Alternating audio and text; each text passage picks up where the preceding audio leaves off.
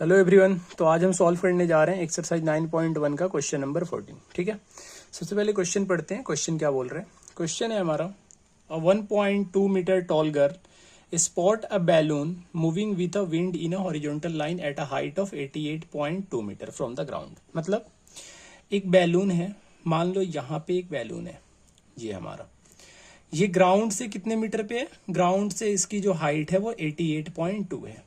ये मान लो आपका ग्राउंड है, ये वाली लाइन जो है ग्राउंड है। तो यहां से इस बैलून का जो हाइट है वो 88.2 मीटर गिवन है।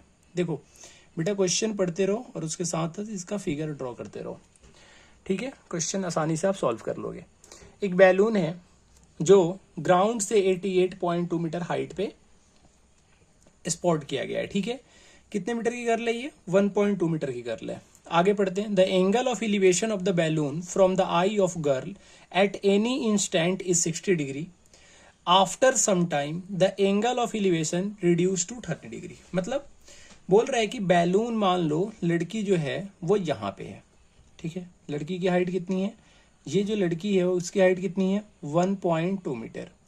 जब ये यहां से, इस पॉइंट से जब बैलून को देखती है तो एंगल ऑफ एलिवेशन कितने डिग्री का बनता है आपका? एंगल ऑफ एलिवेशन 60 डिग्री का बनता है। ठीक है, जब इस पॉइंट से ये बैलून को देखती है तो एंगल ऑफ एलिवेशन आपका 60 डिग्री बनता है। यहां तक समझ में आ गया?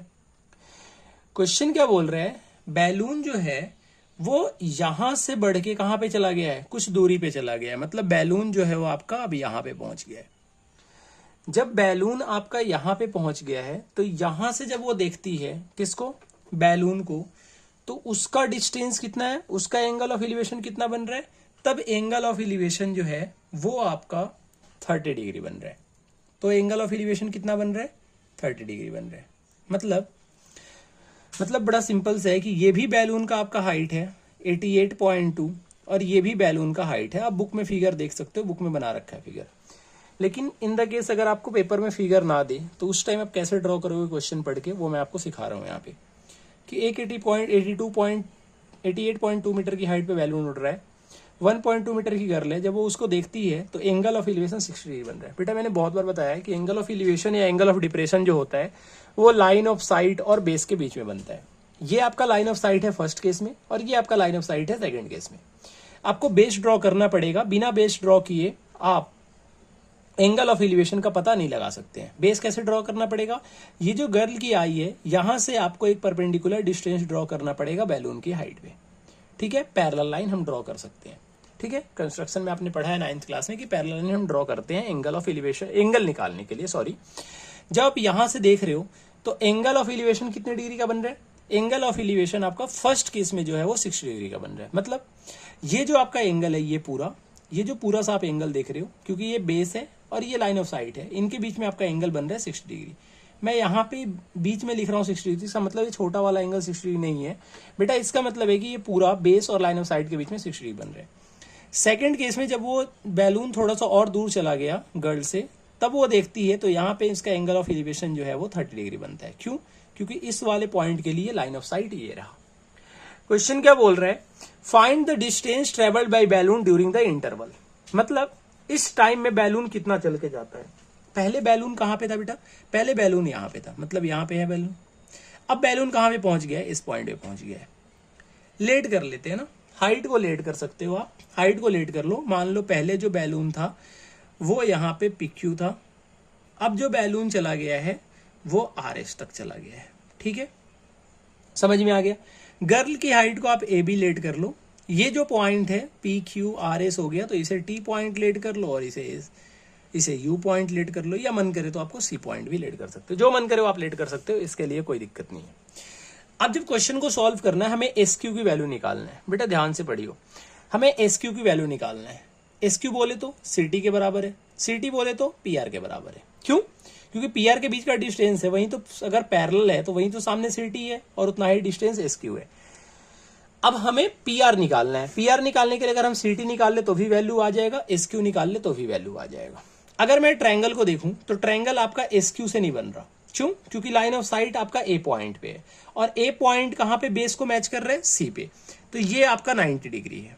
ठीक है, यहां तक तो समझ में आ रहा है? ये आपका 90 डिग्री है। मतलब यहाँ पे दो ट्रायंगल बन रहे हैं, आप वहां पे लिख लेना यहाँ पे कि PQ जो है वो बैलून की हाइट है, AB गर्ल्स की हाइट है, जब वो देखती है P पॉइंट को तो 60 डिग्री बनता है, फिर 30 डिग्री बनता है, आप यहाँ पे लिख लेना, ठीक है। मैंने अगर आपको समझ नहीं आया कि कैसे लिखना है तो आप पीछे प्लेलिस्ट खोल के वीडियो को देख सकते हो, उसमें मैंने सिखाया है आपको कि यहाँ पे वर्ड कैसे लिखा जाता है। यहाँ पे मैं डायरेक्ट क्वेश्चन को सॉल्व करने की कोशिश कर रहा हूँ। यहाँ से जब देखोगे तो यहाँ पे दो ट्रायंगल बन रहे हैं, एक ट्रायंगल बन रहा है आपका ACR। मैंने बहुत बार बताया जब भी दो ट्रायंगल बने उनको एक साथ लिख लो। एक ट्रायंगल बन रहा है आपका ACR, फिर यहाँ पे स्लैश देके एक और ट्रायंगल लिख लो। कौन सा ट्रायंगल बन रहा है आपका ATP। इन ट्रायंगल ATP, देख बेटा ये हमारा परपेंडिकुलर डिस्टेंस गिवन था। अच्छा, ये परपेंडिकुलर डिस्टेंस निकाले कैसे, यहां ध्यान से समझो। ये पूरा का पूरा जो यहां से लेके यहां तक है ना, ये 88.2 था, पूरा 88.2 था। उसमें से अगर मैं 1.2 को माइनस कर दूं तो आरसी कितना आ जाएगा। तो आप बताओगे कि अगर 88.2 में से अगर आप 1.2 को माइनस कर दो तो आरसी के लिए मैं क्या कर रहा हूं कि आरएस में से सीएस को माइनस कर रहा हूं।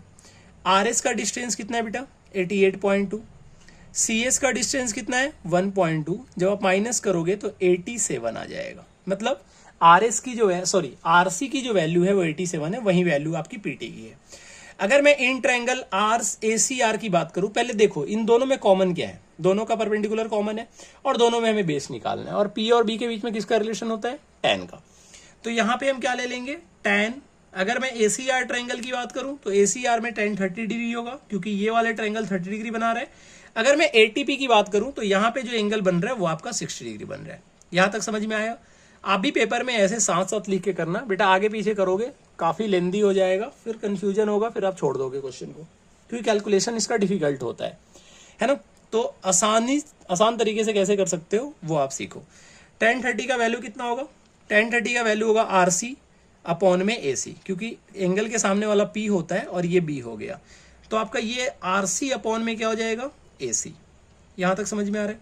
tan 30 का वैल्यू कितना हो जाएगा 1 अपॉन में √3। RC का वैल्यू कितना दिया हुआ है 87, अभी तो निकाला था RC का वैल्यू 88.2 में से माइनस करके 1.2 को, और AC का वैल्यू आपको नहीं पता है, AC का वैल्यू आपको निकालना है। जब आप यहां से AC की वैल्यू निकालोगे तो बेटा AC का वैल्यू आ जाएगा 87√3। कैसे हुआ ये क्रॉस मल्टीप्लीकेशन मैंने किया है, तो यहां पे आपका आ गया AC का वैल्यू 87√3। अब सेकंड केस अगर मैं ATP ट्रायंगल की बात करूं तो ATP में आपका 60 डिग्री बन रहा है, तो ये tan 60 है।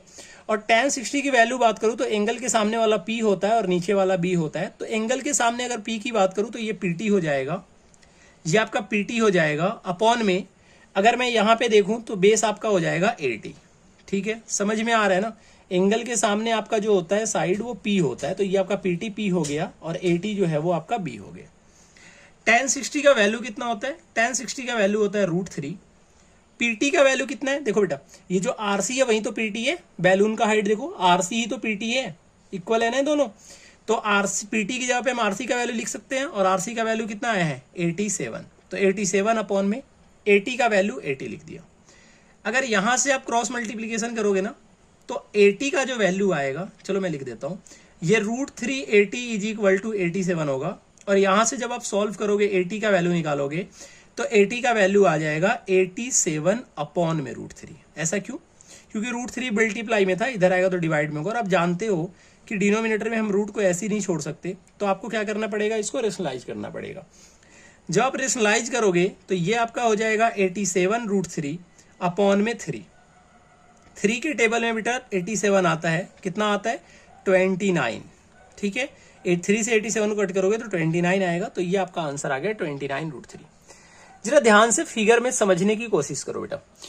AC का वैल्यू आपने निकाल लिया, AT का वैल्यू निकाल लिया, आपको CT का वैल्यू निकालना है, क्योंकि बैलून जो चल के जा रहा है वो PR चल के जा रहा है, और PR ही आपका CT है। देखो ध्यान से, PR ही आपका क्या है CT है।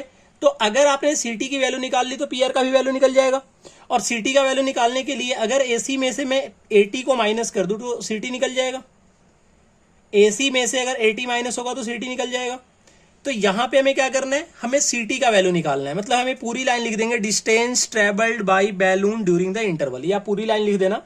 और ये पूरी लाइन लिख के आप लिखना CT, और CT इज इक्वल टू कितना आएगा, CT इज इक्वल टू आएगा AC माइनस AT। AC का वैल्यू कितना आया है 87√3 माइनस 80 का वैल्यू कितना आया है 29√3। जब 87√3 में से 29√3 माइनस करोगे तो √3 जब माइनस होगा तो ये तो √3 होगा, इससे तो कोई फर्क नहीं पड़ता।